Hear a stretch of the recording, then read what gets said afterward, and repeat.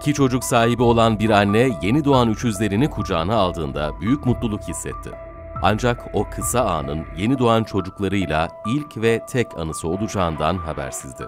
Onları bir daha hiç göremeyecekti.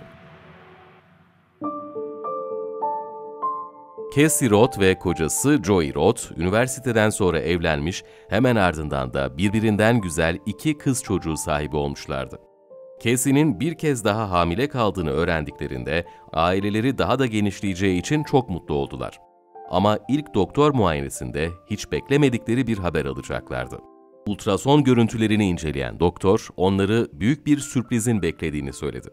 İkisi de heyecan ve endişeyle doktorun ne gördüğünü anlamaya çalışıyorlardı. Ve Cassie'nin tek bir bebeğe değil, üçüzlere hamile olduğunu öğrendiklerinde büyük bir şaşkınlık yaşadılar. Geniş bir aileye sahip olmayı istiyorlardı ama bir anda 5 çocukla nasıl baş edeceklerini de düşünmeden edemediler. Joey, karısı çocuklarla ilgilenmek zorunda olduğu için tek başına çalışıyordu ve kazancı tüm çocukların bakımı için yeterli olmayabilirdi. Yine de bu haber onları çok mutlu etti. Joey, üçüzler için ek mesailer yaparak işleri yoluna koyabileceğini, her şeyi atlatacaklarını söyleyerek Cassie'nin kafasındaki endişeleri gidermeye çalıştı. Ama aslında asıl sorunları bu değildi. İkili doktor kontrollerini aksatmadan gidiyordu.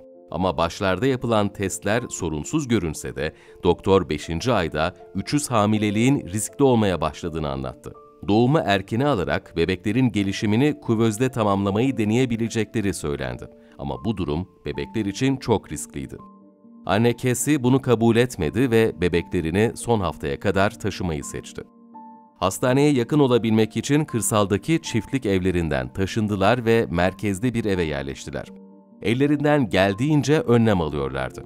Tüm riskleri göze alan Cassie sonunda 3 sağlıklı bebeğini karşılamak için 29 Ocak 2016'da sezaryene alındı. Doğum başarılı geçmişti. Cassie onları riske atmadan üçünü de koruyarak dünyaya getirebildiği için çok mutluydu. Birkaç saat sonra bebeklerini kucağına aldığında kocası Joey onların anneleriyle ilk fotoğraflarını çekti. Ama ne yazık ki bu kare onların birlikte son fotoğrafı olacaktı.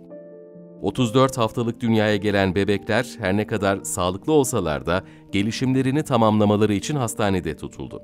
Doktorlar onlarla yakından ilgileniyor, bir aksilik yaşanmaması için ellerinden geleni yapıyorlardı. Bu sırada anne ile baba büyük kızlarıyla vakit geçirmeleri için evlerine gönderilmişlerdi. Doğumdan 2 gün sonra Cassie göğsünde keskin bir ağrıyla uyandı. Kalbi çok hızlı atıyordu ve bir şeylerin yolunda gitmediğini anlamıştı. Joey onu hemen hastaneye götürdü. Yapılan kontrollerde kadının akciğerlerinde kan pıhtısı tespit edildi. Doktorlar daha fazla test yaptı ve Cassie 2 gün hastanede kaldıktan sonra taburcu edildi. O ve kocası her şeyin artık yolunda olduğunu düşünüyorlardı. Ama ne yazık ki bu sadece bir başlangıçtı. 5 gün sonra Cassie'nin göğüs ağrısı bu kez çok daha şiddetli bir şekilde geri geldi. Joey onu hemen arabaya bindirdi ve gidebileceği en yüksek hızla hastaneye yetişmeye çalıştı. Ama bu kez çok farklıydı. Cassie arabada bilincini kaybetti ve bir daha gözlerini açmadı. Hastanede yapılan tüm müdahalelere rağmen doktorlar anneyi kurtarmayı başaramadı. Bu durumun hamilelik sürecinde korktukları gibi bir pıhtı atması olduğunu ve Cassie'nin bünyesinin üçüz doğumu kaldıramadığını anlattılar. Joey olanlara inanamıyordu. Her şeyi geride bıraktıklarını sandıkları bir anda eşini kaybetmişti. Cassie'nin ölümü onlar için hiç kolay olmadı. Bir anda 5 çocukla baş başa kalan Joey için her şey çok zordu. Bir yandan karısının yasını tutarken, diğer yandan bebeklerinin bezlerini değiştirmek, onlara yemek hazırlamak ve büyük kızlarını teselli etmek için çabalıyordu. Ama neyse ki kendisinin ve merhum eşinin aileleri onları yalnız bırakmadı. Bebeklerin bakımı için ellerinden geleni yapıyor, torunlarına sahip çıkıyorlardı. Ama Joey de işinden ayrılmak zorunda kaldığı için maddi sorunları giderek büyüdü. Arkadaşlarının Joey için başlattığı yardım kampanyası geniş kitlelere ulaşırken 5 çocuk babası bu adamın hikayesi herkesi etkiledi. Kısa sürede toplanan $150.000'dan fazla bağışla bu sorun da çözülmüştü.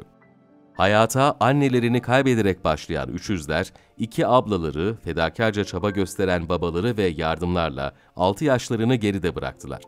Facebook sayfasında mutluluklarını paylaşan Joey, yanlarında olan herkese minnettar olduğunu söyledi.